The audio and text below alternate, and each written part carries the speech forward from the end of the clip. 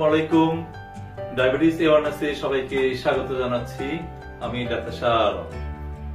আমি ডায়াবেটিসের উপরে যে কথাগুলা বলছি সেগুলা যাদের ডায়াবেটিস আছে বা যাদের পরিবারে ডায়াবেটিস আছে তাদের জন্য খুবই গুরুত্বপূর্ণ।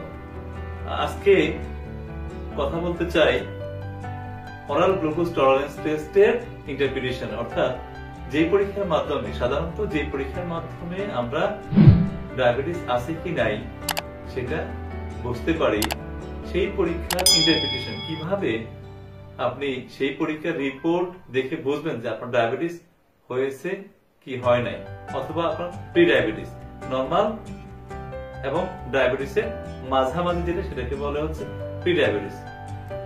তো এর আগে আমি আমার দুইটা ভিডিওতে পর্ব 1 ডায়াবেটিস সচেতনতা, পর্ব 1 এবং পর্ব 2 এ বলেছি যে ডায়াবেটিস কি, কত প্রকার এবং একজন মানুষের ডায়াবেটিস হলে পরে তার শরীরে কি কি উপসর্গ হয়।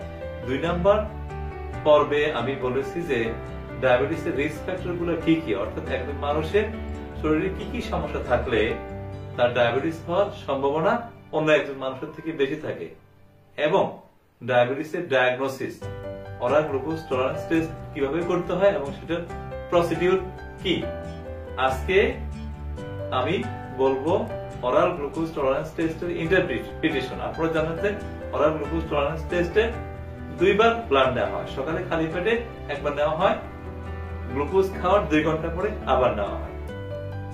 এখন এই গ্লুকোজ টেস্টে, অরাল গ্লুকোজ টলারেন্স টেস্টে খালি পেটে সুগার যদি 7 বার তার উপরে থাকে তাহলে পরে বুঝতে হবে যে আপনার ডায়াবেটিস হয়েছে। আর যদি 5.7 থেকে 6.9 থাকে তাহলে পরে আপনার ডায়াবেটিস এখনো হয়নি, আপনার ইম্পেয়ার্ড ফাস্টিং গ্লুকোজ IFG বা প্রি ডায়াবেটিস, আপনার এখনো ডায়াবেটিস হয়নি, ভবিষ্যতে আপনার ডায়াবেটিস হওয়ার সম্ভাবনা বেশি। আর যদি 5.6 বা তার নিচে থাকে সেক্ষেত্রে আপনার ডায়াবেটিস আনলাইকলি, অর্থাৎ ডায়াবেটিস না হওয়ার সম্ভাবনা বেশি। তো এই ক্ষেত্রে কিন্তু আপনার বলা যাবে না যে ডায়াবেটিস আপনার নাই। ডায়াবেটিস নাই বলতে গেলে আপনাকে অবশ্যই গ্লুকোজ টেস্টের রিপোর্ট দেখতে হবে। গ্লুকোজ টেস্টের রিপোর্ট যদি 7.7 বা তার নিচে থাকে আর খালি পেটে টেস্ট যদি 5.6 বা তার নিচে থাকে তাহলে আপনি বলতে পারবেন যে আপনার গ্লুকোজ টলারেন্স টেস্ট নরমাল, অর্থাৎ আপনার ডায়াবেটিস নাই। এটা গেল।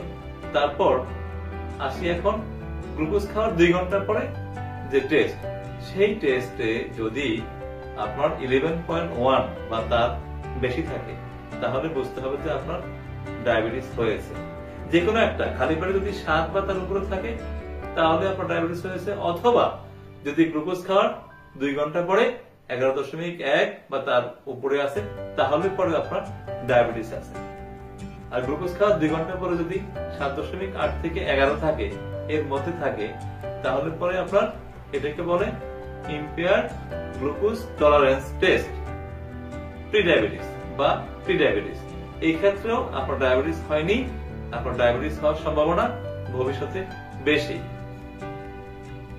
আর যদি খালি পেটে 7.7 বা তার নিচে থাকে তাহলে পরে আপনার ডায়াবেটিস নাই। তাহলে আমরা দেখলাম যে অরাল গ্লুকোজ টলারেন্স টেস্টের ইন্টারপ্রিটেশন কিভাবে করতে হয়, কত হলে পরে ডায়াবেটিস আছে বা কত হলে ডায়াবেটিস নাই, বা মাঝামাঝি অবস্থানে কত হলে পরে হয়। তো ইনশাআল্লাহ আমরা পরবর্তীতে ডায়াবেটিসের উপরে আরো অনেক কথা বলবো।